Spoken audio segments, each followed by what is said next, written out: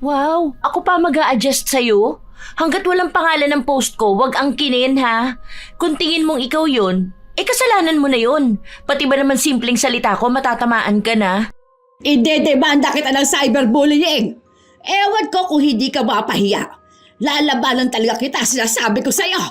Ang tapang mo, ha? Porket ba social media lang yon? Ay, akala mo ba tita, ganun lang kadali ang magkaso ng cyberbullying? Hindi mo ako pwedeng idemanda dahil wala ka namang patunay. Nakatag ka ba? Nakamention? Hindi naman, di ba? Alam mo kung sinong pwedeng kasuhan? Yang anak mo. Ang dami kong screenshot ng mga paninira niya sa akin. Nagpo-post pa siya ng picture ko na ine-edit niya, di ba? Baka kapag ako nagkaso sa inyo umiyak kayo dyan. May mga comment ka pa nga doon na sinasabi mong wala akong utang na loob. Sige nga po, pakilista ang mga utang ko. Ako kasi wala akong matandaan Pero kayo po, merong utang na loob sa amin. Hindi lang yan. Literal na utang, meron ka po. Bago mang away sana, bayad-bayad din. Sadya talagang may mga tao na nakikinig sa sabi-sabi ng iba. Ganun ang ugali ni Puring. Hindi muna niya inaalam kung totoo ba ang sinasabi ng nagsusumbong sa kanya o gawa-gawa lang na paninira. Dahil sa ganoong klase ng ugali, sasapitin niya ang sumpa na magpapahirap sa kanya. Ano kaya ang kahahantungan ng kanyang buhay? Makukuha niya kaya ang kapatawaran ng iba o magiging sanhi lang ito ng lalo niyang pagkalugmok? Menche! Lumabas ka nga dyan! Menche! Oh, bakit Ano nangyayari? Bakit napasugod ka rito? Hoy, ikaw, ayusin mo yung pinagsasabi mo tungkol sa akin, ha? Ano yung sinasabi sa akin ni Tia Norma na nakikikabit na lang ako ng kuryente sa inyo, tapos nagpapakabit din ako ng iba? Ha? Wala akong sinasabing ganyan, te. Hindi nga kami nag-uusap ni Tia Norma dahil nga nagtatampo sa akin nung hindi ko pinautang. Simula nun kahit magkasalubong kami, hindi na niya ako kinikibo. Oy! Ayusin mo yung pinapakalat mo tungkol sa akin, ha? Akala mo yata kung sino ka na. Magsasalita ka tungkol sa akin porket ba nakikikabit lang ako ng kuryente sa inyo. Ay sige, hintayin mo ako. Ha? Kapag nagpadala ng pera si Lita, magpapakabit agad kami para tanggalin mo na yan. Hindi na kumibo si Menchi. Hinayaan niya lang ang pinsan na magsalita ng kung ano-ano tungkol sa kanya. Ganun talaga ang ugali ni Puring. Kahit na sinong kapitbahay nilang nakakausap niya ay inaaway niya. Kahit pa man may utang na loob siya sa mga ito. Kahit nga ang kanilang mga kapitbahay ay nakakaaway niya, kaya kapag siya na ang nangangailangan, wala nang ibang handang tumulong sa kanya. Nang kinagabihan na yon, umuwi na ang panganay na anak ni Menchi. Halata ang pagod nito. Bago siya kumain, nagpahinga muna. Saka lang nalaman ni Fatima ang pagsugod ng kanyang tiyahin matapos magsabi ang kanyang kapatid. Wala na sanang balak ang ina na magsabi dahil alam niya ang ugali ng kanyang anak. Pero dahil madaldal ang kapatid ni Fatima, lahat ng nangyayari kapag wala siya ay nakakarating din sa kanya. Ang kapal naman ng mukha nun, ma. Bakit ikaw pa ang aawayin niya? Dapat siya ang inaway mo.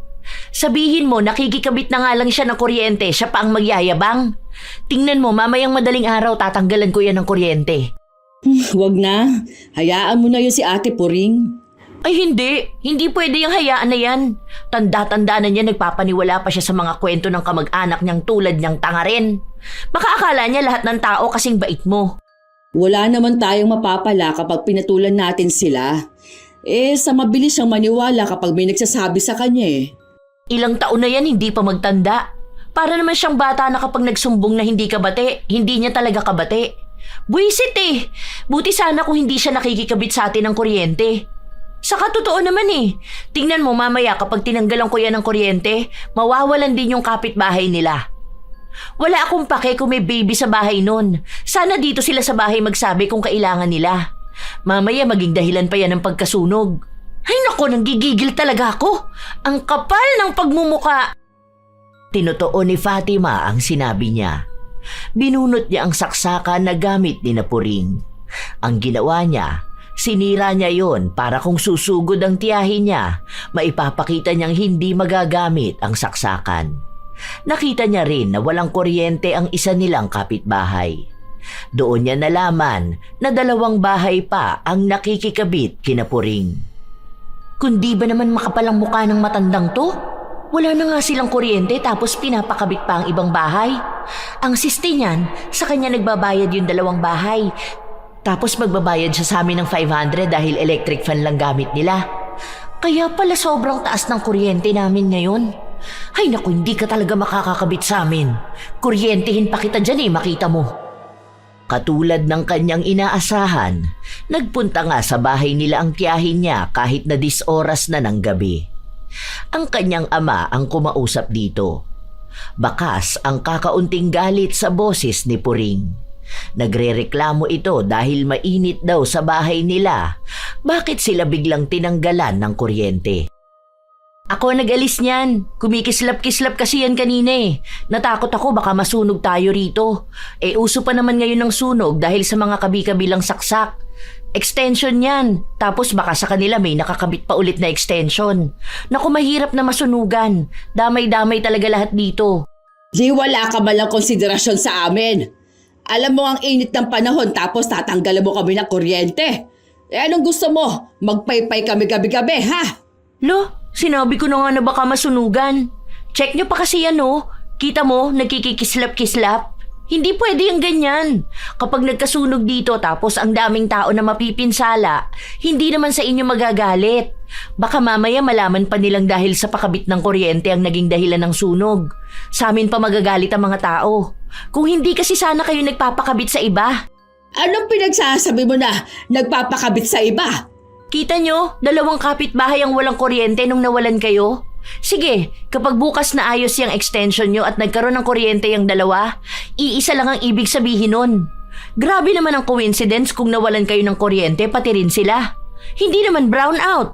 Ang sama talaga ng ugali mo, ano? Ay opo, yes po. Yan din sabi sa akin ng mga kakilala ko. Kaya nga wala akong gaanong friends Mga friend ko kasi masasama rin ng ugali. At talagang proud ka pa sa ganyan mong ugali? Opo, bakit naman po hindi? Kung kayo nga po proud kayo na ganyan ang ugali nyo tapos ako hindi pwede? Kung palaaway ka, then palapatol naman ako. Ganun lang yun. Nag-uumpisa na ang init ng kanilang pagtatalo. Inawat na lang si Fatima. Pero kahit na ganon, hindi pa rin naibalik ang kuryente ni Puring. Nung nagkabit ng bagong saksakan, sinira ulit ito ni Fatima. Halos 3 araw na walang kuryente ang 3 kapitbahay nila. Isa yon sa mas lalong kinakagalit ni Puring. Hanggang sa isang araw, muli na naman itong sumugod sa bahay ni Menchi. Ang hinahanap naman na nito ay si Fatima. Wala naman dito si Fatima, te. Nasa trabaho niya, bakit? Ano yung mga parinig sa akin ng walang yamong anak doon sa, ano ba yon? Sa messenger yung note. Hindi ko alam, te. Wala naman akong nakikita. Ang sabi sa akin ni Tia Norma, para daw sa akin yung mga parinig dyan na makapalamo ka. Nako, pinangalanan ka ba, te? Wala. Pero alam daw ni Tia Norma na ako yon. Dahil nga nasabi ko sa kanya yung sa naging pagtatalo namin ng anak mo. Dahil sa kuryente na hindi ko alam kung sinasadya niyang tanggalin. Wala naman palang pangalan, te. Baka naman hindi ikaw yun. Marami yung friends sa Facebook. Pinagtatanggol mo pa yung anak mo. Kaya yan lumalaking sutel dahil kinukonsinti mo ang pagiging masama niyang tao. Hindi naman sa ganun, te. Alam ko naman na maldita si Fatima pero hindi naman siya masamang tao. Magkaiba yun, te. At sa pagiging maldita niya, hindi ko yun hawak dahil ugali na yun ang henerasyon nila. Pero hindi ko pinalaking masamang tao ang anak ko. Para namang hindi ko alam kung anong ugali mayroon niyang anak mo. Ang daming sinasabi sa akin ni Tia Norma, ha? Galit na galit daw palagi ang anak mo na yan. Tapos kung ano-ano pang mga chismis na pinapakalat niya tungkol sa akin, hindi ko kayang palampasin to mga ganito. Nung isang araw, Ang sabi sa akin ni Tia Norma, narinig daw niya yung kaibigan ni Fatima na magsabi, bakit pa ako pinapakabit na kuryente? Dapat daw magdusa akong papakin ng lamok. Hindi naman din sila nag-uusap ni Tia Norma, te. Isa pa, wala namang sasabihin na gano'n ng anak ko. Kilala mo naman si Tia Norma. Minsan hindi niya alam kung anong sinasabi niya. Tapos kapag kinokompronta naman yun sasabihin niyang hindi niya sinabi. Hindi na lang yun pinapatulan ng anak ko, gawa nga ng matanda na. Hindi nga sila ni Norma. Pero yung anak ni Norma, di ba, friend sila sa Facebook. Paano? Blinak ako ng anak mo. Takot ata na makita ko mga kalokohan niya sa buhay. Mamaya babalikan ko yan at mag-uusap kami. Ayaw ko pa naman sa lahat yung pinaparinggan ako sa social media. Kapag naisipan niyang i-unblock ako, yun ang gagawin niya. Pero kapag magpaparinig sa akin sabay block, kung hindi ba naman siya duwag sa personal, hindi ba? Hindi pa man nakakauwi si Fatima, nakaabot na sa kanya ang balita na yon. Kaya ang ginawa niya, dumiretso siya sa bahay ng kanyang lola Norma para kausapin ito. Siya kasi ang itinuturo ni Puring na nagsasabi sa kanya ng kung ano-anong kinakagalit nito sa kanya. Para matigil na rin ito sa paninira sa kanya. Kaso hindi man sila magkasundo, hindi siya pinapatulan ng dalaga. Hanggang sa dumating na lang ang ganitong sandali na napuno na siya. Na kahit na anong pagtitimpi niya, sasabog pa rin ang kanyang galit. Ayusin niyo naman po ang pagkwento dun sa pamangkin niyo. Para naman po hindi niyo siya kilala. Matanda na rin kayo. Sana huwag kayo pa naiimbento. Ayaw niyong nababastos kayo pero kayo naman ang gumagawa ng paraan para bastusin kayo. Daig niyo pa ang bata kung magsumbong kayo ng walang katuturan Ano, hahaba po ba ang buhay niyo kapag naninira kayo ng tao? Magiging masaya ba kayo sa langit kapag alam niyong may nagagalit na tao? Hindi pa kayo magbago kakaunti na nga lang ang ilalabi niyo sa mundo. Di pa puro kabutihan ang ipairal niyo. Kaya naniniwala ako na hindi lahat ng matatanda dapat nire-respeto Respetuhin kung sinong may respeto rin sa iba. Nagpaawa naman ang matanda. Pakunwari na siya ang aping-api para magmukhang napakasama talaga ni Fatima. May paiyak-iyak pa itong nalalaman. Dahil nga sa matanda na siya, iisipin ng mga nakakakita na walang modo si Fatima. Pero ilan naman sa mga kapitbahay nila, alam ang away nila. Iba sa kanila, kampi kay Fatima. Ang iba naman ay naiinis sa kanya dahil hindi siya naaawa sa matanda. Pero para sa dalaga, kung nais ng isang tao na galangin siya, bata man o matanda, dapat ay marunong din siyang gumalang ng iba. Ilang sandali lang din ay dumating si Puring. Sakto at natalo siya sa sugal, kaya ang galit niya ay kay Fatima niya nais na ibaling. Dahil silang dalawa naman talaga ang nagkakainitan simula pa nung una. Nagsumbong si Norma na para bang sinaktan siya ni Fatima at yun ang pinaniwalaan ni Puring. Kung hindi ka nga naman bastos, hindi ba? Sumasagot-sagot ka sa mas nakakatanda sa'yo. Kung ano-ano pang lumalabas dyan sa bibig mo. Palibasa hindi ka pinagsasabihan ng mama mo. Hindi ho ako basta sumasagot lang. Pinaglalaban ko lang ang sarili ko. Nasanay siguro kayo sa mama ko na kapag inaaway nyo, siya pa ang magsosorry sa inyo. Hindi ako ang mama ko, ha? Kahit naputulin ko pa koneksyon natin, wala akong pakialam kung ganito lang naman ka-toxic ang angkan nyo. Animal ka talaga! Oh, sige, subukan mo akong saktan. Magkakademandahan talaga tayo. Huwag niyo ako sinusubukan. Marami ritong nakakakita, Lahat yan sila gagawin kong witness. Mga kaaway mo pa naman yan sila. Hindi yan kakampi sa'yo. Sige, ano? Walang hiya ka! Hindi ka talaga asenso sa buhay dahil sa ganyang pag-uugali mo. Ang mga ganyang klase ng tao sa'yo, ha? Yan ang dapat na sinusunog sa impyerno. Opo, kasi yung mga katulad nyo hindi na pwede sa impyerno. Mahihiya si Satanas sa inyo. Matatanda na po kayo, sana naman kahit ngayon lang gamitin nyo naman ang utak nyo. Hindi yung kung ano lang ang sinabi sa'yo ng tiyahin mo Paniniwalaan mo siya kahit na wala naman kayong pruweba.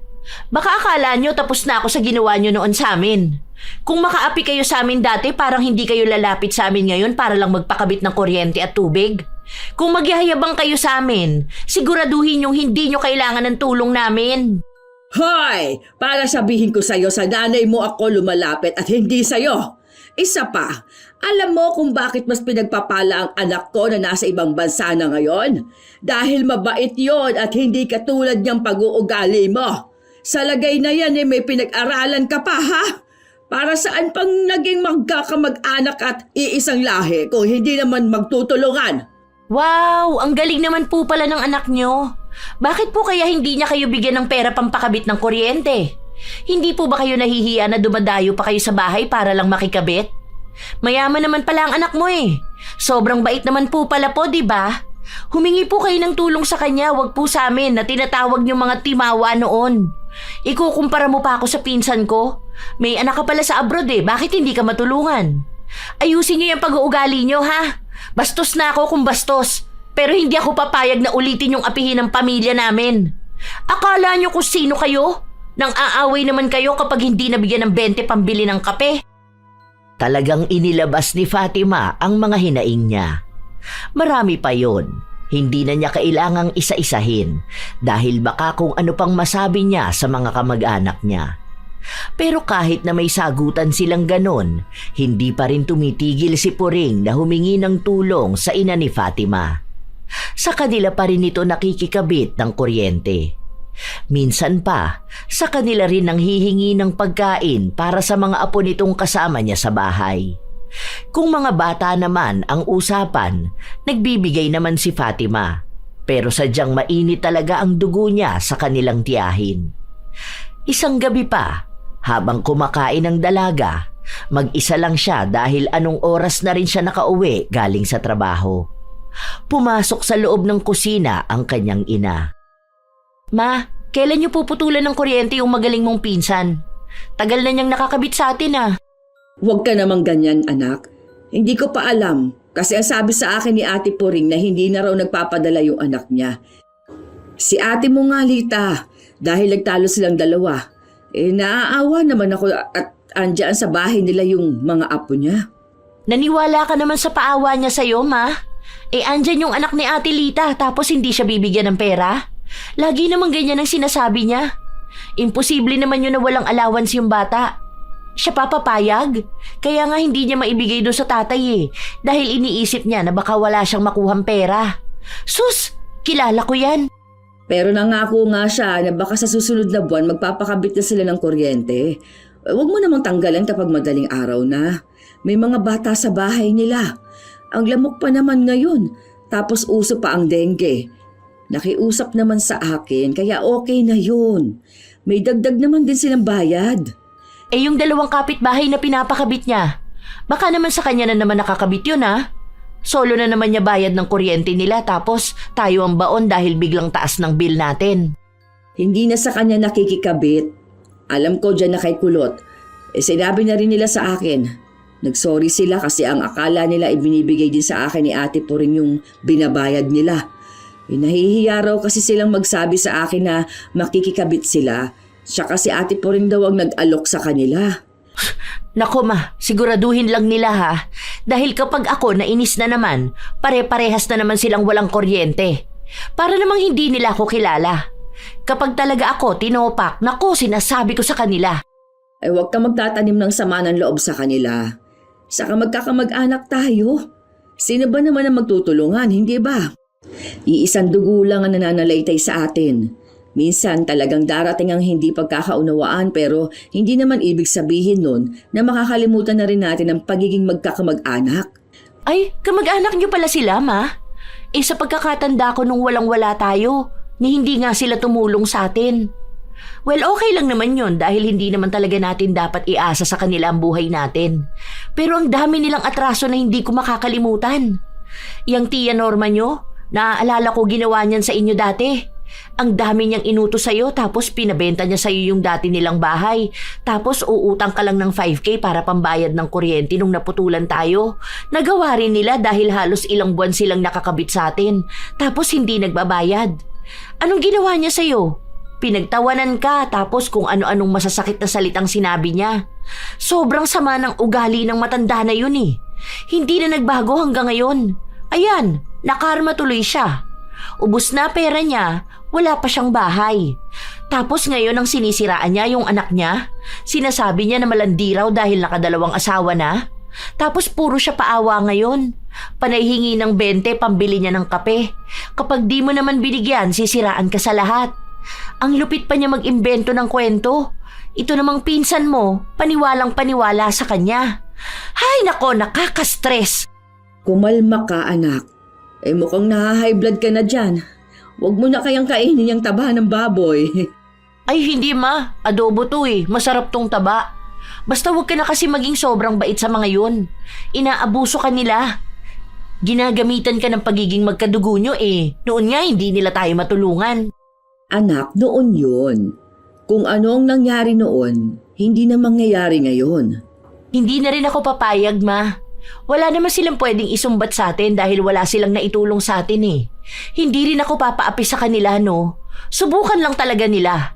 Matapang na ako ngayon dahil mas may ipagmamalaki na ako. Magtunog na ako mayabang, wala akong pakialam. Kahit na anong sabihin ni Fatima sa kanyang ina para layuan ang mga kamag-anak nila, hindi ito nakikinig sa kanya. Isang lapit lang ng mga ito kay Menchi. Nagbibigay agad siya kapag meron siya. Minsan ay itinatago sa kanyang anak ang pagtulong niya, lalo pat manggagalaiti talaga sa galit si Fatima. Isang araw, wala ang dalaga dahil nasa trabaho ito. Mag-isa lang din si Menchi sa kanilang bahay, kaya nang pumunta si Puring, siya lang ang nakausap nito. Ay sige na, may kalakihan naman tong bahay nyo. Hindi naman pwedeng sumiksik sa bahay yung anak kong yon. Kasi nga magugulo yung mga bata. Baka mahirapan yun sa pag-aaral niya. Nag-review pa naman yun para sa exam nila. Hindi ko pa alam, te. Kailangan ko pang kausapin ang asawa ko at si Fatima. Wala na kasing bukod na kwarto rito sa bahay. Yung isa na yan, lagayan niya ng mga gamit ni Fatima. May collection kasi yan ng K-pop. Tapos yung sa mga drawing niya. Yes! Wala naman palang kwenta yung mga nakalagay sa kwartong yan. Bakit hindi nalang ipaubaya sa anak ko, hindi ba? Pamangkin mo naman yun. Tsaka pinsan naman yun ni Fatima. Kung walang pwesto sa kwarto niya yung mga basura na ganon, bakit hindi nalang niya itapon, hindi ba? Ano ba namang magagawa niya mga Koreano na yan? Kaunting tulong lang naman ang hinihiling ko sa inyo. Bakit nga ba dito sa amin mo pinapakiusap ang bunso mo? Di ba nakatira yun doon sa bahay ng ate niya? Yun na nga ang problema eh. Nakaaway ko nga itong anak ko kahapon. Paano? Nangihingi nga ako ng pera, ayaw akong bigyan. Tapos ayun, pinagalitan ko. Pati kapatid niya nadamay na rin. Ewan ko pa sa bata na yun. Alam mo naman ugali nun. Sutil. Katulad niyang si Fatima mo. Kaya silang nagkakasundo noon eh. Bahay naman din to ng lola natin, hindi ba? Baka lang naman na may konsiderasyon kayo sa kamag-anak nyo. Hindi ko pa sigurado, te. Mamaya pag uwi nga ng asawa ko at ni Menchi pag-uusapan namin tong ganito ha. Hindi ako pwedeng magdesisyon basta. Maagang umuwi si Fatima matapos niyang malaman ang gustong gawin ni Puring. Alam niya kasi na kapag ina niya ang nagdesisyon, papayag agad ito. Naaawa naman ako kay Arjeline. Mabait na bata pa naman yun. Hindi naman pwedeng puro na lang awa, ma. Para namang hindi mo kilala yung bata na yun. Nakausap ko nga ate niya eh. Hindi naman totoo na basta lang niya pinalaya si Arjeline. Oo nga raw, nagtalo sila ng nanay niya dahil kabibigay niya lang ng pera nang hihingi na naman. Kaya nga niya pinalayas yung kapatid niya. Umuwi raw siya, naabutan niya sa bahay na may kasamang mga lalaki sa bahay nila. Tapos dun pa raw ata nagbibisyo. Minsan daw late na umuwi yun. Kahit anong pagalit niya, hindi nakikinig sa kanya. Kaya ayun, pinauwi niya sa kanila. Ang sabi kasi ng tita mo, alam mo namang naaawa ako doon sa bata na yun. Paano kung talagang kailangan niya ng tulong, hindi ba? Sayang naman ang pag-aaral niya. Hindi naman ganun lang yun, ma. Walang mangyayari kung panay na lang awa ang nararamdaman mo sa mga kamag-anak mo. At anong sinasabi niya na bahay naman to ng lola nyo? Sa'yo na to nakapangalan. Saka tayo nagbabayad at nagpagawa nito. Aangkin na naman siya kahit na hindi naman kanya. May sarili naman silang bahay, hindi niya patirahin anak niya. Baka kamo gusto niyang tayo lahat gagasto sa anak niya. Ang galing niya naman. Pero kahit na hindi payag ang dalaga na tumira sa kanila ang kanyang pinsan, mas nanaig pa rin talaga ang awa ng kanyang ina. Ibinigay muna ang kwarto ng kapatid niya at magkasama silang matutulog sa iisang kwarto. Inis na inis si Fatima. Hindi dahil kasama niya ang kapatid niya, kundi may ibang taong tutuloy sa bahay nila. Mabuti sana kung maayos na pinsan ito o kaya ay sadyang nangangailangan ng tulong. Pero ang ina nito ay ang kamag-anak na ilang beses na nanghamak ng pamilya nila. Katulad nga ng inaasahan niya, may kakaibang inaasta si Argeline. Hindi pa nila alam kung may ninanakaw ito, pero madalas kasing nakikita nila na kung ano-ano ang ginagawa nito. Hanggang sa dumating na ang araw na nagbibisyo na ito sa loob ng kanilang bahay. Minsan pa, nagdadala ng mga barkada niya. Dahil doon, kinausap ni Fatima ang kanyang ina. Ngayon mo napuntahan yon, ma. Sabihin mo sa kanya na paaalisin mo na rin yung anak niya rito sa bahay. Kagabi anong oras na ako natulog? Puyat ako kakahintay na umalis yung tropa niyang nasa kwarto niya. Tapos nung isang araw naabutan ko yan nagiinuman sila rito. Ang tamad pa niyan. Hindi naman sa ginagawang katulong pero sana naman matuto siyang sinupi ng pinaggamitan niya. Nung nakaraan kumain siya tapos iniwan lang sa lamesa yung pinagkainan niya. Baka akala niya nasa restaurant siya. Nag-chat na ako kay Ate Puring. Ang sabi niya sandali lang daw. Kakausapin niya ang anak niya. Sinabi ko nga na wala pa rito. Iintayin na lang natin baka tinatawagan na niya. Ilang oras lang din ay pumunta sa bahay nila si Puring kasama ang anak niya. Hindi pa nila alam kung anong nangyayari pero galit na galit si Puring. Halos magwala na siya dahil sa pagbukas niya pa lang ng pinto ay padabog na. Nagulat naman ang mga tao sa loob ng bahay dahil sa ginawa niyang yun. Bakit ka naman nagagalit sino pa namang hindi magagalit? Kung matatuhin ninyo ang anak ko ganun-ganun na lang. Ang kakapal ng mga pagbubuka ninyo. Nakisuyo naman ako na maayos sa inyo Pumayag ka naman na kahit hanggang graduation lang ni Argeline siya magstay rito dahil baka magbigay na ng pampagawa silita ng bahay namin. Kung umasta kayo sa kanya para bang hindi ninyo siya kamag-anak. Ganyan palang pag-uugali ninyo na hindi pa nga kayo nakaka-asenso pero lumalabas ng mga tunay ninyong kulay. Ano bang ginawa namin dyan sa anak mo? Ni hindi nga namin yan kinakanti rito. Kung ano-ano na namang pinagsusumbong mo dyan sa nanay mo, Argeline. Alam mo naman na pinaniniwalaan yan lahat.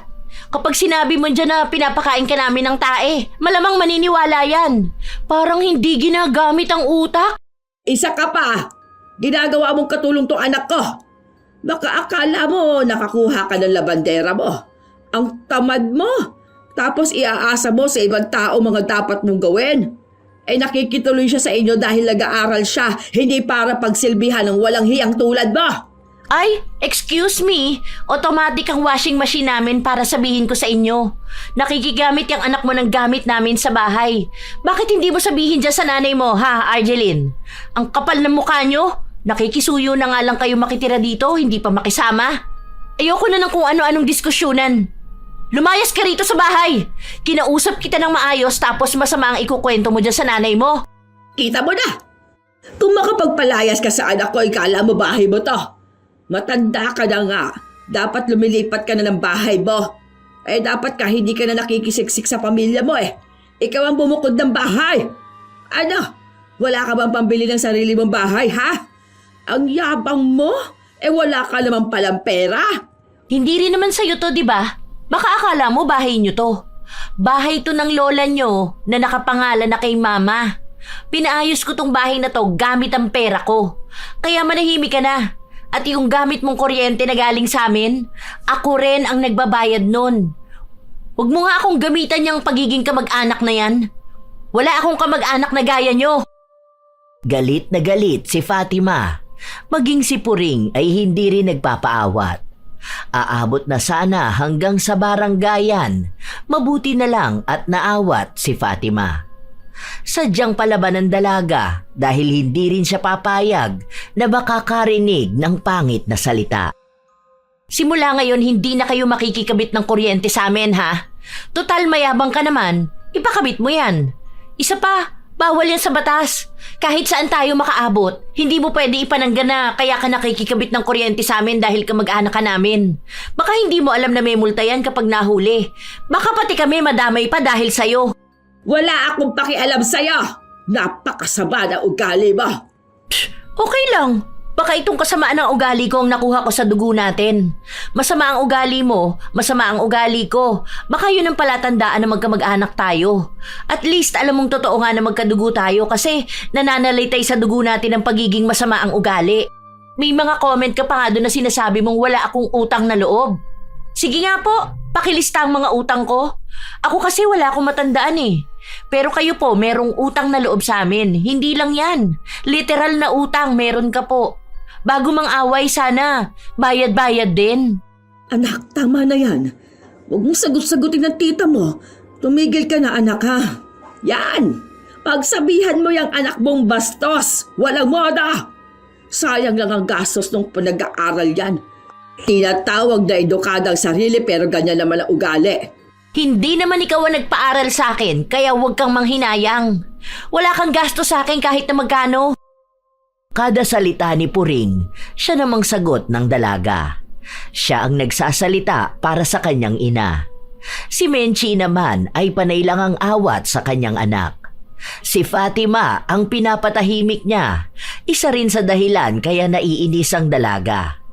Natigilan na lang sila nung sumali na ang ama ni Fatima. Pinapapasok sa loob ng kanyang kwarto ang dalaga at pinagsabihan si Puring na tumahimik na rin dahil nga nakakahiya sa mga kapitbahay nilang nakakarinig ng pagtatalo nila. Nang gabi rin na yon ay kinuha ni Argeline ang mga gamit niya at naghanap sila ng ibang kamag-anak na pwedeng tuluyan niya. Marami naman silang kamag-anak na nakapalibot sa kanila pero ang iba roon ay nakaaway na ni Puring. Hindi na siya tinutulungan. Sa katunayan ay tanging si Menchi lang ang kamag-anak na kahit awayin niya, nalalapitan niya pa rin. Ilang linggo ang nakalipas, tuluyan na ngang tinanggalan ng kuryente ni na Menchi si Puring dahil muntika na silang mahuli sa iligal na pagpapakabit ng kuryente. Dahil doon, nagdamdam si Puring. Kahit na buwan na ang nakalipas, hindi pa rin sila nagpapansinan. Hanggang sa nakikisali na rin ang mga anak ni Puring. Kung ano-ano na ang pinagsasasabi sa pamilya ni Fatima. Ang dami sa social media. Minsan ay pinapangalanan sila pero hindi yun pinapansin ng dalaga. Sige, tag nyo pa ako. Mukha naman kayo mga tanga. Ano tong sinasabi nyo na may utang na loob ako ng baby pa ako? Para namang inalagaan niyo ko eh, lola ko nga ang nag-alaga sa akin nun. Saka wag mo sabihin na malandi ako. Eh ikaw nga to naging kabit muna bago pinakasalan ng kano. Hay, ang toxic ng social media ko. Pati tuloy ako nagiging toxic na. Ano ba naman to? Makapag-post nga. May mga tao talaga na hindi nanginginig ang panga. Kahit nasagad na ang kakapalan ng mukha. Konting hiya naman dyan. Tingnan natin kung sinong matatamaan sa post ko na to. Walang pangalan pero sigurado ako na may aangkin ito. Wala na bang pinangalanan ng dalaga pero kinaumagahan ay maagang sumugod si Puring sa kanilang bahay. Galit na naman ito. Hindi pa man alam ni Fatima ang dahilan, pero mukhang sa post niya ito. Te, wala naman yatang pangalan mo sa post ng anak ko. Alam mo naman mga kabataan ngayon kung ano-anong pinopost. Sa kasilita nga ang nagtag sa kanya, di ba? Bakit naman yung anak kong inaaway mo?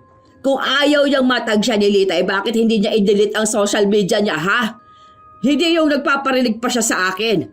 Huwag mo nga ipagtanggol yung anak mo. Eh alam naman nating lahat na masama naman talaga ang ugali niyan. Proud na proud pa nga yan, hindi ba? Siyang makapalabuka.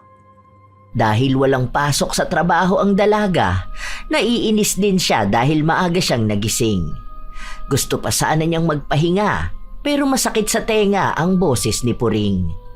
Wala naman siyang balak lumabas pero naiirita siya sa boses ng kanyang tiyahin. Gusto niya itong patahimikin. Oh, andyan na naman pala yung hinayupak na yan. Ano? Masaya ka ba sa pagpaparinig mo sa akin, ha? Sobrang dami bang likes ng post mo? Baka gusto mong sumikat lalo kahit na alam mong may taong naaapektuhan. Sige ka pa ng parinig sa akin. Hindi kita pinaparinggan. Nag-post lang ako. Normal na post lang yun eh. Sa kung natamaan ka, hindi ko nakasalanan yun. Sabi nga nila, bato-bato sa langit, ang tamaan guilty. Ikaw ata ang unang tinamaan kasi akala mo lahat ng sasabihin ko tungkol sa'yo. Baka akala mo tita sa'yo lang umiikot ang buhay ko. May pagganyan-ganyan ka pa, ha? Burahin mo yan. Sinasabi ko sa'yo, Fatima, magkakaalaman talaga tayo kapag hindi mo binura ang post mo. Wow, ako pa mag-a-adjust sa'yo? Hanggat walang pangalan ng post ko, wag ang kinin ha. Kung tingin mong ikaw yun, kasalanan mo na yun. Pati ba naman simpleng salita ko, matatamaan ka na? Idedemanda kita ng cyberbullying. Ewan ko kung hindi ka mapahiya. Lalabanan talaga kita, sinasabi ko sa'yo. Ang tapang mo, ha? Porket ba't social media lang yon? Ay, akala mo ba tita ganun lang kadali ang magkaso ng cyberbullying? Hindi mo ko pwedeng idemanda dahil wala ka namang patunay. Nakatag ka ba? Nakamention? Hindi naman, di ba? Alam mo kung sinong pwedeng kasuhan? Yang anak mo. Ang dami kong screenshot ng mga paninira niya sa akin. Nagpo-post pa siya ng picture ko na inedit niya, di ba? Baka kapag ako ang nagkaso sa inyo umiyak ka dyan. May mga comment ka pa nga doon na sinasabi mo na wala akong utang na loob. Sige nga po, pakilista ang mga utang ko. Ako kasi wala akong matandaan Pero kayo po, merong utang na loob sa amin. Hindi lang yan, literal na utang meron ka po. Bago mang away, sana bayad-bayad din. Ako pa ang pagbabayarin mo. Kulang pa nga yan sa danyo sa nagawa mo sa pagkatao ko. Ang dami mong paninira na sinasabi sa akin. Ay wow, parang ako pa po tita ang nakaagrabyado Hindi ba nang hiram ka sa amin noon ng laptop tapos hindi mo na binalik? Kasi nga sinanla mo dahil walang baon yung mga apo mo? Baka akala mo nakakalimutan ko na yon. Hindi lang yun. Naaalala mo nung ninakawan kami ng tablet? Tapos ang ginawa mo, tinulungan mo yung magnanakaw na ibenta yon. Akala mo hindi namin makikita, no? Ikaw ang tinuro nung nakabili. Hindi ka ba makamove on, ha? Ang tagal-tagal na nun pabalik-balik ka sa issue. Ilang taon na yon? Nagpatawad na nga ako, tita. Isa pa, kahit na matagal na yon, kasalanan mo pa rin yon. Ni hindi ka nga humingi ng tawad sa mga ginagawa mo. Buti nga nagpapatawad pa ako. Hindi matatabunan ng ilang taon ng kasalanan mo. Yun ang isa sa problema sa'yo. Akala mo kapag tapos na, okay na. Aba, dapat lang. Sino ka ba para magtanim ng sama ng loob sa akin? Wala kang karapatan dahil mas matanda pa rin ako sa'yo. Pero dati pa naman po yun. Ngayon, mahirap na ako magpatawad. Hindi na nga dapat kita kinakausap Lalo na hindi na rin naman kamag-anak ang tingin ko sa'yo. Siguro masasabi ng iba na mas malagkit pa rin ang dugo, pero sa akin hindi. Kaya kong mag-cut tie sa mga kamag-anak na toxic at pabigat sa buhay ko. Kaya ikaw ang mag-move on. Tinanggalan ka lang ng kuryente, akala mo inapi ka naman. Responsibilidad mo naman magpakabit ng sarili mo dahil kamo may anak kang nasa ibang bansa. Tama na yan. Baka kung saan na naman umabot ang usapan na to Tepuring naman. Alam kong meron kayong hindi pagkakaunawaan ng anak ko pero sana naman wag mong bigyan ng ibig sabihin yung mga galaw niya. Nung nakaraan nag-post lang siya ng picture ng pagkain tapos sumugod ka rito dahil ang sabi sa'yo ni Tia Norma, iniinggit ka raw ng anak ko. Wala na mo nakasulat doon. Post lang mismo ng pagkain. Nung tinanong kita kung sino nagsabi kay Tia Norma, hindi niyo naman masagot. Yun na nga. Kaya nga magbura siya ng social media niya. Lahat tanggalin niya. Try mo na lang kayang i-block ang anak ko. Hindi naman pwedeng alisin niya ang social media niya. Kasi doon lang din naman niya nakakausap ang iba niyang kamag-anak sa mga kaibigan. Saka sa panahon ngayon, maraming nagagawa ang social media lalo na sa generation nila. Para ano? Para hindi ko makita mga pagpaparinig niya sa akin? Kung gusto niyang wala akong makita, wag siyang mag-post o kaya i-delete niya. Ganun lang naman yung kasimple. Siya nga ang nagpapaka-toxic sa social media. Hindi na lang nagsalita si Menchi. Sanay kasi si Puring na siya ang huling nagsasalita. Kaya kapag may sumagot pa sa sinasabi niya, babawian niya ito ng isa pang salita hanggang sa hindi sila matatapos kung hindi tatahimik ang isa. Magiging malala lang din ang awayan dahil minsan kapag galit na galit talaga si Puring, nakakapanakit siya ng iba. Nang umalis na rin ito, saka naman pinagsabihan ni Menchie ang kanyang anak na bakas pa rin ang gigil sa tiyahin niya. Huwag mo na rin pagpapatulan ng mga yon. Wala ka rin namang mahihita sa kanila kapag inaway mo. Sana, tuwing mga away siya ng walang katuturan, manginig ang panga niya. Nakakainis eh. Para naman madala siya. Sa ilan pang mga araw na nakalipas, hindi pa rin tumitigil ang mga anak ni Puring na siraan ng dalaga sa social media. Hindi naman din kasi umaawat si Puring. Sa halip ay panay din ang kanyang comment ng kung ano-anong paninira. May nakita pa nga ang dalaga na comment niyang kung magiging mayaman man si Puring, si Fatima ang una niyang ipapapatay. Sinabi rin niya na mura lang naman daw ang ibabayad niya para patahimikin ang dalaga. Kahit na alam ni Fatima na hindi yayaman si Puring, nakakatakot pa rin ito lalo na't may pagbabanta sa buhay. Dahil doon, nireport ng dalaga ang comment na yon. Baliw na ata talaga to. Hindi niya alam na maraming tao ang makakakita ng comment na yon. Kahit ilang taon pa yung lumipas, paano kung magkataon na may makahanap nung sinabi niya? Ang lala ng digital footprint niya may pagbabanta pa sa buhay ko. Kakatakot. Hindi man lang kinikilabutan sa mga pinagsasasabi niya online. Ang dali lang ma-screenshot nun. Kapag nagkaroon ng kaso, iiyak-iyak naman dahil walang pambayad sa abogado. Makikiusap tapos dadaanin na naman sa magkamag-anak dapat hindi nagkakasiraan. Pero siya naman tong mapanira na tao. Napapailing na lang ang dalaga sa ginagawa ng kanyang tiyahin. Ang buong akala niya ay wala ng dahilan si Puring para sugurin siya at awayin dahil hindi na siya nagpapapatol sa social media. Pero mukhang maraming paraan si Puring para makahanap ng pag-aawayan nilang dalawa. Kinabukasan, pag-uwi ng dalaga, halata ang pagod sa kanyang muka pero naabutan niya ang kanyang tiyahin na nag-aabang sa bahay nila. Mukhang galit na naman ito. Hindi naman alam ni Fatima kung ano na naman ang dahilan. Hindi po ba kayo napapagod sa ginagawa niyo? Tingnan mo nga hingal na hingal ka na dyan dahil sa galit mo. Ano na naman ang sasabihin mo sa akin? Kasi kung wala naman niyang katuturan, huwag niyo nang sabihin. Wala akong post na kahit ano. Wala akong kamag-anak na kinakausap tungkol sa'yo. Nananahimik na ako. Utang na loob naman. Pagod na ako buong maghapon.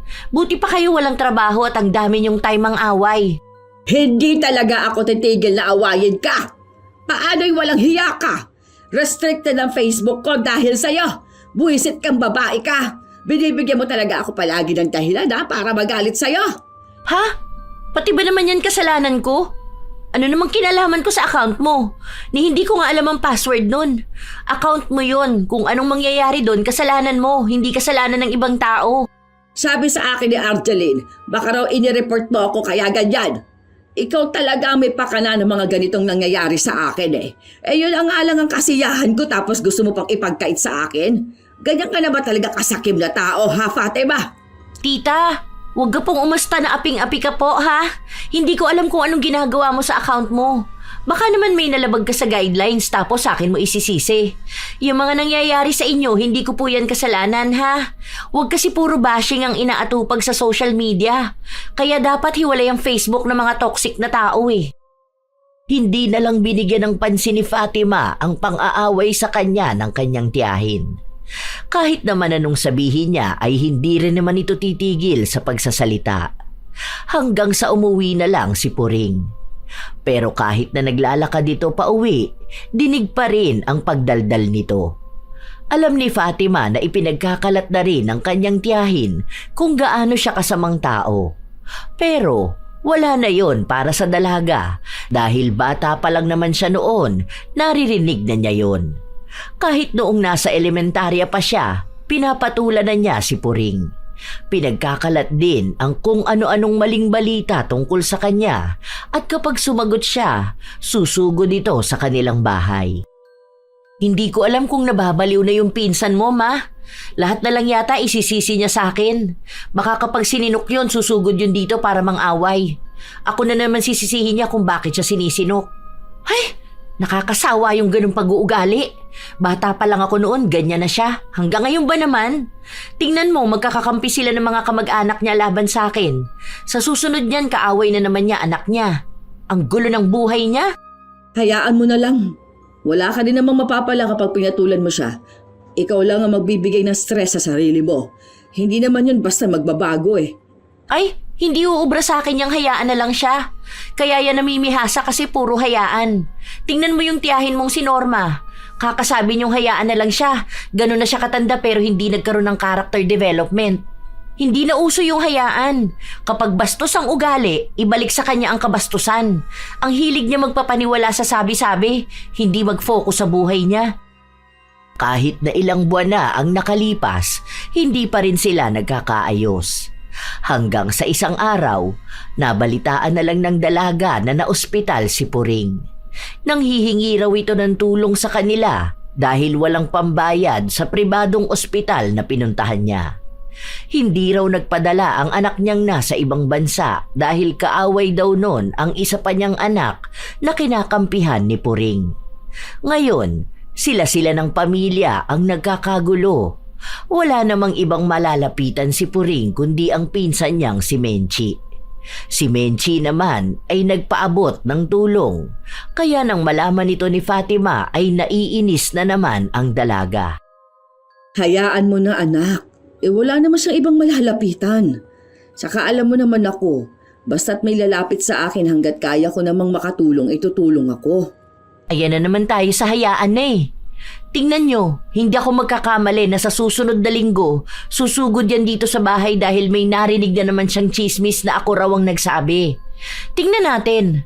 Kilala ko na yan. Hindi niya kayang mabuhay nang hindi siya nagagalit. Tama nga si Fatima.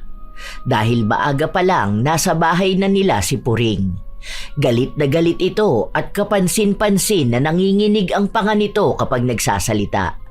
Wala na sanang balak ang dalaga na pansinin ito dahil gusto na niyang ilapat ang likod niya sa higaan para kahit na paano ay makapagpahinga.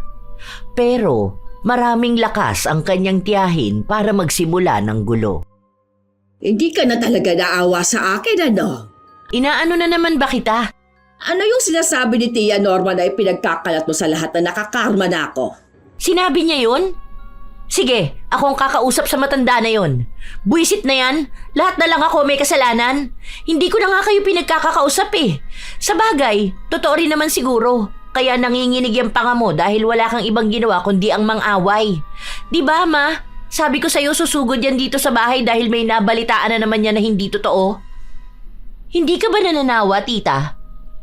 Na nagagalit ka sa mga kwento lang naman sa'yo? Alam nga namang ikaw ang paniwalaan ko, di ba? Tingin mo ba, sasabihin nila yan kung hindi totoo? Ano akala mo sa mga taong nakakausap ko, ha? Malamang. Kaya nga nagsasabi sa'yo yung tiyahin mo dahil kapag may binalita siya sa'yo, bibigyan mo siya ng pangkape. Kawawa nga kayong dalawa sa totoo lang eh. Siya kailangan magsinungaling dahil kahit gano'n na siya katanda, walang nangyari sa buhay niya. Tapos ikaw, nagpapapaniwala sa mga walang katuturan na bagay. Kung aawayin mo lang ako, tama na. Dahil wala ko sa mood ngayon. Masakit ang ulo ko. Habang tumatagal, mas lalong lumalala ang panginginig ng panga ni Puring. Dahil sa nangyayari sa kanya ay bibihira lang siyang makapagsalita. Minsan pa nga na may nakaaway siyang kapitbahay nila dahil lang sa narinig niya ang tungkol sa nakikikabit ng tubig.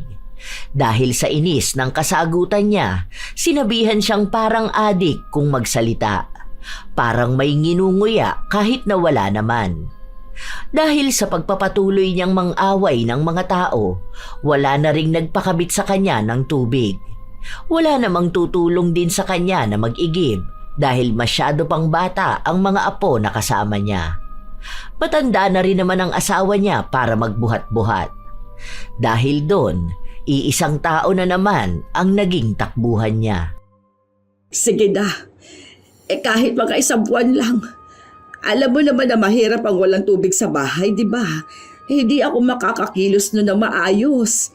Kung mag-iigib naman ako, hindi ka ba naaawat? Matanda na ako. Tapos kung magbabayad naman ako, mahal yon.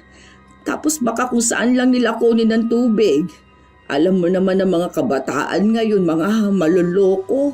Sige na, para namang hindi kita pinsan. Wala tayong pagdadaanan na hose. Pwede yan yung paikot sa likod ng bahay ni Ate Juvie, oh. Kaso mahabang hose ang kailangan natin kapag ganun. Ang mahal pa naman ng hose ngayon. Pero kung meron ka naman, sige, okay lang. Ako pa bang magpo-provide doon? Hindi ka malang ba maaawa sa akin?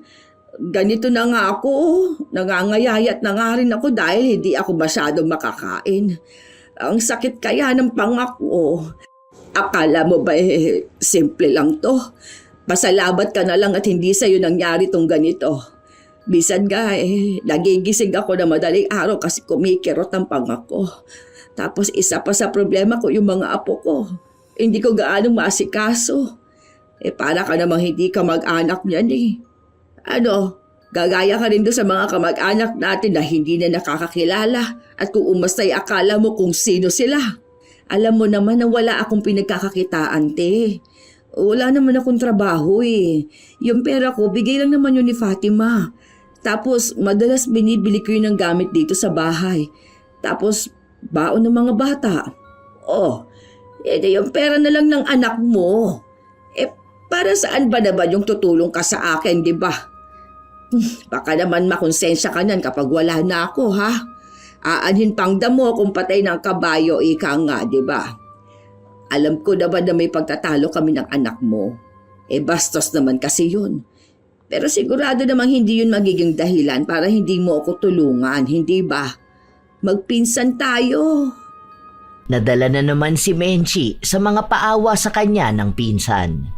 Inilihim niya sa kanyang anak ang pagpapakabit ng tubig kay Puring at maging ang paggastos niya para bumili ng hose. Ilang buwan ang nakalipas, hindi pa rin pinapaalis ni Puring ang pagpapakabit niya ng tubig.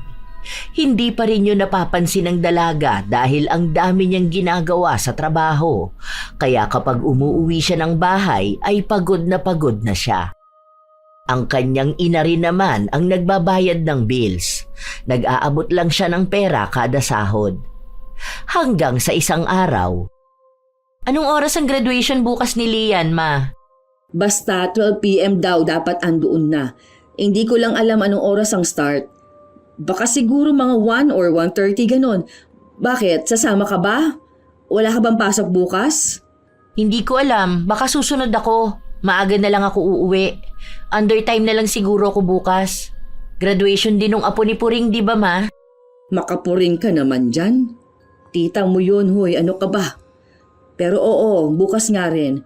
Ang bilis ng panahon Noong nagpupunta yun dito sa bahay, ang bata pa nun. Magkikita pala kayo doon, Huwag niyong isasama bukas yon kapag kakain tayo sa labas. Yung bata pwede pa pero yung pinsan mo wag. Masisira lang talaga ang araw ko. Ipapabukod ko bill niya. Malamang yung anak no na nasa abroad magpapadala sa kanya. Pagkatapos nilang magsiraan sa social media, hayun, bati na sila ngayon. Mga baliw Hanggang sa kinabukasan, naging abala pa rin ang dalaga. Pero katulad nga ng kanyang pangako, sumunod naman siya. Sakto natapos na ang graduation at umaalis na ang mga tao. Hinahanap ni Fatima ang kanyang ina nang makita niyang tila sinisigawan nito ni Puring. Dinuduro-duro niya pa. Dahil doon ay galit na nagtungo roon si Fatima. Ano bang ginagawa mo? Wala ka na talagang hiya Pati ba naman sa ganitong lugar? Aba, kayong walang hiya! O ayan, dumating ka na para naman maging mas masaya ang pagpapahiya ko sa mga walang kwentang tao. Pag-usapan na lang natin to sa ibang lugar. Ang daming nakatingin sa atin, Hindi! Ay masyado kang atribida Ano na naman ba to, ha? Bakit dito ka pa gumagawa ng iskandalo? Paano yung nanay mo masyadong papansin? Siya ba naman ang umakyat sa apo ko? Moment ko na to, mga agaw ka pa! Hindi ko naman sinasadya, te. Umiiyak na yung bata kasi nga siya na yung susunod tapos wala ka pa. Nung tinawag siya, pumunta na ako kasi nakakaawa naman. Aakyat sa stage, mag-isa lang siya. 5 bata na ang natawag pagkatapos niya saka ka lang dumating. Hindi ko naman alam na nasa banyo ka pala noon. Oh, yun naman pala eh. Kasalanan mo naman pala tapos sa ibang tao mo isisisi. Anong gusto mo? Umiyak yung apo mo dun sa stage? Baka akala mo ganun ka kaimportante sa lahat ng tao rito para ihinto nila ang graduation hanggang sa dumating ka. Mga away ka pa, hindi ka nalang magpasalamat. Wala talaga sa hulog yung pag-uugali mo. Kami ang ipapahiya mo eh. Ngayon pa lang alam na ng mga nakakarinig sa atin kung anong mali mo. Huwag mo akong pinagsasalitaan ng ganyan, buisit ka! Ano na namang ipagyayabang mo sa akin ngayon? Na nakikikabit na naman ako ng tubig sa inyo, ha? Wala kayong karapatan namang agaw ng moment ko. Apo ko yun eh. Bakit? Hindi ba nila mahihintay kahit saglit, ha? Nagbanyo lang ako dahil ihina ako eh. Ang sabihin mo kamo, yang nanay mo, gusto na palaging siya ang bida. Pati ba naman apo ko sasamahan niya sa stage? Una, hindi ko alam na nakikikabit ka sa amin ng tubig. Yun naman pala eh, ikaw ang may kailangan sa amin, hindi kami. Dahil sinabi mo yan, bukas na bukas wala ka ng tubig. Huwag mong inaaway ang mama ko ha. Kung noon kaya nyo siyang ipahiya, hindi na ngayon. Wala ka ipagmamalaki sa akin dahil ikaw ang nakikinabang sa amin. Kung hayop ako, mas hayop ka. Ang kapal talaga ng pagmumukha mo. Ganyan na nga ang nangyayari sa'yo, hindi mo pa rin inaayos ang pag-uugali mo. Masamang tao na ako sa pagsagot ko sa nakatatanda pero sa totoo lang, kasi hindi naman lahat ng nakatatanda dapat talagang ginagalang eh. Mukhang sa edad mong yan, ngayon ka dapat tinuturuan ng leksyon. Nagmamalasakit na lang sa apo mo, magagalit ka pa. Kung aakyat yan mag-isa sa stage, baka dalhin niya yung lungkot ng graduation niya hanggang sa paglaki niya. Dahil sino ba naman bata ang gugustuhin umakyat mag-isa sa stage? Palibasa wala kang alam. Simula ngayon, wag na wag ka na lalapit sa amin at hihingi ng tulong ha? Kaya mo na yung sarili mo! Umalis na rin agad sila dahil sa kahihiyan ng pag-ieskandalo ni Puring. Hindi lang doon natapos ang lahat dahil maingay na naman si Puring sa social media. Kung ano-ano na namang mga pinagsasabi niya.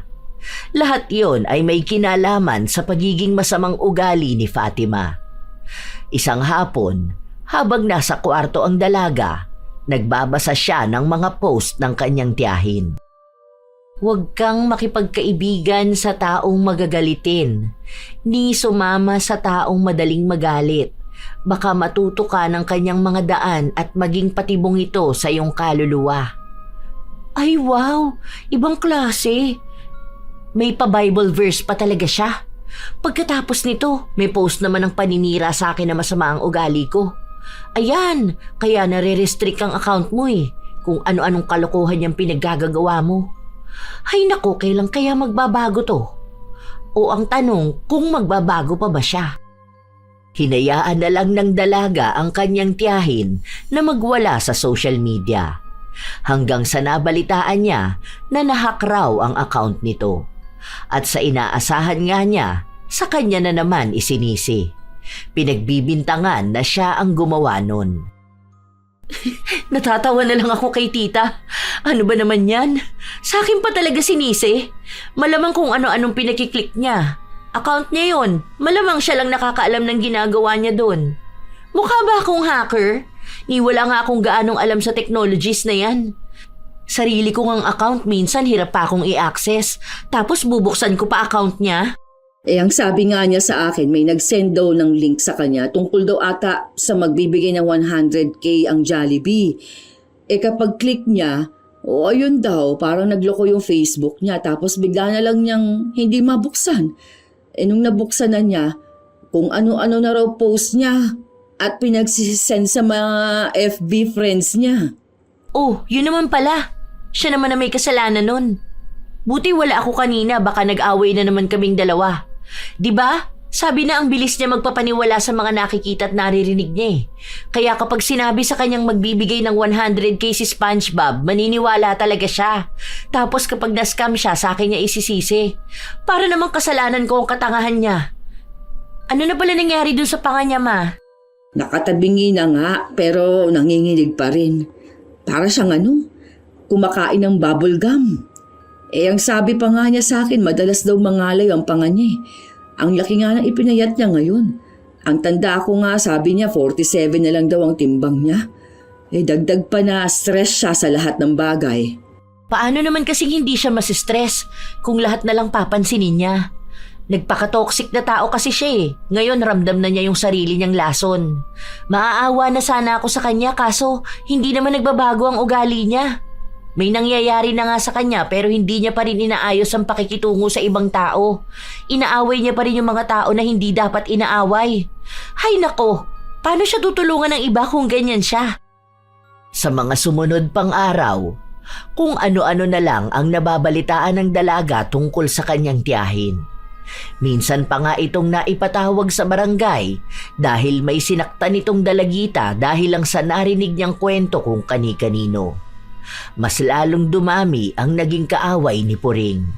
Pati pamilya niya ay nagkagulo-gulo na rin dahil kahit mga anak niya ay inaaway niya. Hanggang sa lumala na rin ang nangyayari sa kanyang panga. Bibihira na lang siyang magsalita dahil kumikirot ito palagi. Kahit nadalhin siya sa ospital, walang ibang paraan para gumaling siya. Dahil hindi naman natitigil ng mga gamot na iniinom niya ang panginginig ng kanyang panga. Mas lalo lang nakakaapekto sa katawan niya ang mga gamot. Nakakasama pa nga sa kanyang kalusugan. Hanggang sa lumapit ulit si Puring, pero sa pagkakataon na ito, ay si Fatima na ang hiningian niya ng tulong. Esensya ka na, pamangkin. Patawarin mo sana ako sa mga nagawa ko. Sana tulungan mo naman ako. Yung pinsan mo kasi, blinak ako sa Facebook. Yung iba mo namang pinsan, wala namang maitulong sa akin. Pasensya ka na rin, tita. Hindi ko pa alam kung kailan kita mapapatawad. Kailangan ko ng panahon. Kaya pasensya na kung wala ako maitutulong sa'yo ngayon. Sige na, pamangkin. Para saan pa na magkadugo tayo kung hindi naman tayo magtutulungan, di ba? Hindi naman siguro ganyan ang turo sa'yo ng mama mo. Siguro kung mapapatawad kita, mahaba-habang panahon pa. Hindi naman ganun kadali magpatawad kahit pasabihin nating magkadugo tayo. Ang dami niyong ginawa sa akin, pati sa pamilya ko. Yung mga pamamahiya mo sa akin sa social media, yung mga paninira mo sa akin sa ibang tao, hindi yun madaling kalimutan. Hindi ko rin sigurado kung totoo nga yung paghingi nyo ng tawad o ginagawa nyo lang yan dahil wala na kayong malalapitan kundi ako. Iba po ang ugali ko. Alam niyo yan. Sisihin nyo na ako kung ganito ako pero mukhang hindi naman kayo nagsisisi sa mga ginawa nyo noon. Hanggang ngayon ginagamit nyo pa rin ang pagiging magkadugo natin. Naging matigas si Fatima. Ang daming samaan ng loob ang kinikimkim niya ng mahabang panahon. Alam niyang makakapagpatawad naman siya pero hindi sa ganoong biglaan. Lalo na at alam niyang humihingi lamang naman ng tawad si Puring dahil sa kanya lang ito may makukuha. Dahil kung tunay ang paghingi niya ng tawad, dapat alam din ni Puring kung ano ang pagkakamali niyang ginawa. Hindi niya pwedeng gamitin na lang palagi ang salitang kamag-anak. Dahil ang mga nagawa niyang mali noon kay Fatima, nag-iwan ng malalim na sugat at ang iba roon ay hindi pa rin naghihilom. Kung kailangan ni Puring ng tulong, kailangan din ni Fatima ng panahon para maghilom. Ilang linggo pa ang nakalipas, nabalitaan na lang nila na malala na ang nangyayari kay Puring. Nangangayayat na raw ito ng sobra, maging ang asawa nitong matanda na ay nagkakasakit na rin. Sunod-sunod na problema ang lumapit sa kanya. Wala rin ni isa sa mga kamag-anak nila ang tumulong.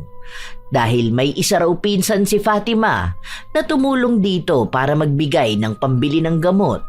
Pero noong sandaling huminto dahil may naging problema, kung ano-ano raw masasakit na salita ang sinabi ni Puring na para bang obligasyon siya ng mga kamag-anak niya. Si Mayan pala yung tinutukoy doon sa mga post ni Tita Puring. Yung masama ang ugali dahil lang sa nakapag-asawa ng afam. Ano naman, buti nga tinulungan pa siya. Yung anak nga niya may asawang kano at nasa ibang bansa, hindi nga siya tinutulungan eh. Alam mo, naaawa ako dun sa tita mo. Paano? Yung anak niyang si Lita, ang sabi ba naman sa kanya kahit daw mamatay siya, hindi uuwi para sa kanya. Grabe yung away nilang dalawa. Nakakatakot yung mga sinasabi ng anak niya sa kanya. Ma, kaya ganun yung mga anak niya sa kanya dahil ganun niya pinalaki. Sila ba naman makita yung nanay nilang palaaway tapos nung mga nagsipaglaki na sila kung ano-ano na rin ang sinasabi ni Tita Puring sa mga anak niya? Nung nakaraan, yung isang anak niya kaaway niya. Nung may nahihita siya, bumait siya doon. Tapos ngayon, ito namang isa. Kung yung mga anak niya nga ganun na siya, paano pa sa ibang tao? Kaya nung humihingi yan ng tawad sa akin at nanghihingi ng tulong, naku, pinabayaan ko na lang muna. Alam ko kasi na hindi naman siya totoong nagsisisi. Kung makikita ko talaga na totoo na siya sa sarili niya, baka doon pa ako maawa. Baka kapag tinulungan ko siya, maging obligasyon ko pa siya. Sasabihin niya na naman na magkakadugo naman dapat nagtutulungan. Matuto siyang makita ang mali niya at magpasalamat kung may tao man natutulong sa kanya. Sana nga matuto na siya sa mga nangyayari sa kanya at magbago na siya. Halos ilang buwan na rin ang nakakaraan. Walang gaanong balita si Fatima sa kanyang tiyahin kahit na malapit lang naman ang bahay nito sa kanila. Hanggang sa isang araw, naabutan niya itong nasa bahay nila. Ang akala niya, hihingi na naman ito ng tulong. Ang naaalala niya noon, kapag nasa bahay nila si Puring, kung hindi ito mang-aaway, ay manghihingi ng tulong sa kanyang ina. Pamangkin, pwede ba kita makausap ngayon? Tungkol saan? Huwag ka mag-alala. Hindi naman ako hihingi ng tulong sa'yo. Hindi naman ako mamimilit. Gusto ko lang humingi ng tawad sa'yo. Oo, totoo na to. Hindi ko kasi alam kung hanggang kailan na lang ang buhay ko. Gusto ko na bago man lang ako mawala nakahingi ako ng tawad sa mga taong nakaaway ko. Hindi ko man maisa-isa lahat. Alam ko na kung ano yung tinutukoy mo noon. Alam ko na kung ano ang mali ko. Hindi ko naman hihilingin ngayon na mapatawad mo ako. Lalo na kung hindi mo pa naman kaya. Pero sana'y dumating ang araw na mapatawad mo rin ako sa mga nagawa ko sa iyo at sa pamilya mo. Salamat din dun sa mga naitulong mo sa akin noon. Tama ka na hindi lahat ng bagay ay madadaan ko sa pakikipag-away. Dahil sa ginagawa ko, nawalan ako ng taong handang tumulong kapag kailangan ko na. At hindi ko habang buhay na magagamit ang salitang magkadugo kung hindi rin naman ako naging mabuting kamag-anak noon. Hindi nagbigay ng tugon si Fatima dahil hindi niya alam kung anong sasabihin niya. Hanggang sa paglipas pa ng ilang mga araw, nalaman ng dalaga na inisa-isa ni Puring na hingan ng tawad ang mga taong nagawa niya ng mali. Bukal na sa kanyang kalooban ng paghingi niya ng tawad. Walang pangungonsensya. Hindi rin siya namimilit na tulungan siya. May iba na nagpatawad sa kanya, meron namang mga taong hindi pa handa. Naging malaki rin ang pagbabago ng ugali ni Puring. Minsan kasi, may mga tao pa ring nagbabalita sa kanya ng kung ano-ano katulad na lang ni Norma. Tila ba sinusubok ang kanyang pagbabago, pero mas lalo niyang pinatunayan na hindi na siya babalik sa dati niyang pag-uugali. Dahil doon, tumulong na rin sa kanya si Fatima. Sa paglipas ng mga buwan ng pagbabago ni Puring, tila ba may nagbabago na rin sa kanyang kalagayan. Lumulusog na ulit siya, pero hindi pa rin natatanggal ang panginginig ng kanyang panga. Mahina lang naman ito kumpara noon na sumasakit at nangangalay. Tila ba nasanay na rin siya. Sa mga sumunod pang buwan, nagkaroon ng pagkakakitaan si Puring dahil na rin sa tulong ng kanyang mga anak. Nakasundo na niya ang mga ito at hindi na siya tulad noon na pinag-aaway ang mga ito para lang magkaroon siya ng pera. Dahil kumikita na siya, hindi na siya umaasa sa ibang tao. Isang gabi, nagpunta si Fatima sa pwesto niya kung saan siya nagbebenta ng barbecue. Pwede bang utang tong isaw, tita? Pwede naman, kunin mo na yan ng walang bayad. Tapos, kapag nag-away tayo, isusumbat ko na lang sa'yo, ha? Grabe, tita. Kung isusumbat mo naman pala sa akin, dadamihan ko na kukunin ko. Sige, para maraming sumbat. Pero ang galing nito, tita. Ang lakas ng benta nyo rito. Mukhang patok sa mga tao Yung mga kaaway mo nun, suki mo na ngayon. Ay, oo nga. Lahat yan nag-aabang. Kahapon ngay wala akong tinda, ang daming nagtatanong. Tapos nagsasabing maghihintay sila bukas kapag meron na ulit. Pero 'di ba? At least may mga kaibigan ka na rin. Hindi ka na nangaaway. Nag-iihaw ka na lang. Naging maayos ang samahan ng magtiyahin. Hindi lang naman si Puring ang humingi ng tawad dahil maging si Fatima ay humingi ng tawad sa inasta niya noon. Lalo na nung mga panahon na nag-aaway sila. Alam kasi ng dalaga na may mga nakakasakit din siyang salita dahil mas pinangunahan siya ng kanyang galit. Dahil doon, naging maayos din ang lahat sa kanila. Kapag may kailangan ng tulong, may nagbibigay ng tulong. Walang galit, walang panunumbat, walang awayan. Habang si Puring ay nagbago, si Norma naman ay ganun pa rin. Kahit na tumanda na siya, kung ano-anong maling balita pa rin ang kanyang sinasabi. Mabuti na lang at hindi na nagpapapaniwala si Puring. Hindi naman alam ni Fatima kung magbabago pa ang kanilang lola. Pero alam niyang baka dumating na rin ang leksyon nito na magiging dahilan para mapagtanto niyang mali ang manira ng ibang tao. Sadya talagang may mga taong madaling maniwala sa sabi-sabi ng iba. Kahit walang sapat na ebidensya o malinaw na dahilan, basta may narinig silang kwento, agad nilang pinaniniwalaan. Minsan pa nga'y dinadagdagan para mas lalong lumaki ang gulo. Sa halip na alamin muna ang totoo, inuuna nila ang paghusga, ang magalit at ang pagpapakalat ng maling akala. Ang ganitong ugali ay madalas nakikita sa mga taong palaaway o mapag-init ng ulo. Walang pag-unawa, hindi handang pakinggan ang dalawang panig dahil mas pinaniniwalaan ang unang tao na magsasabi sa kanila at aawayin bigla ang nasa kwento. Handa silang makipag-away sa kahit na sino, maging sa mga taong hinihingian naman nila ng tulong. Tandaan na ang pagiging palaaway ay hindi senyales ng pagiging malakas.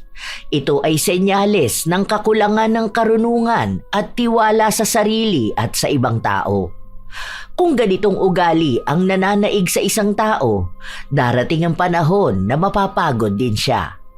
Mapapagod siyang laging may kagalit. Mapapagod siyang palaging nasa gitna ng gulo. Mapapagod siyang palaging nagdududa sa lahat.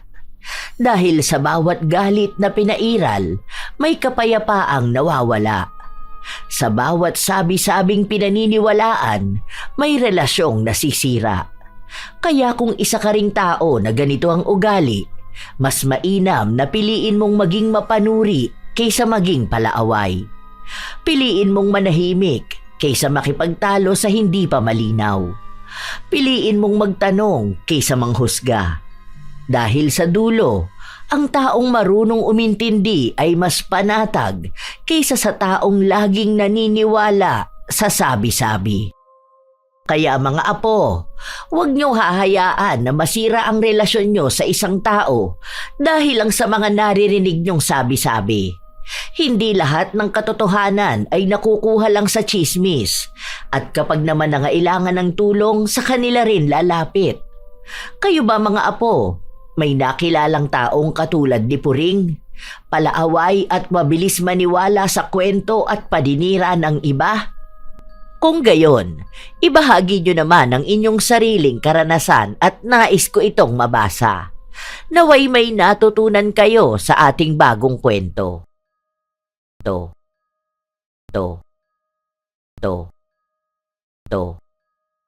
To.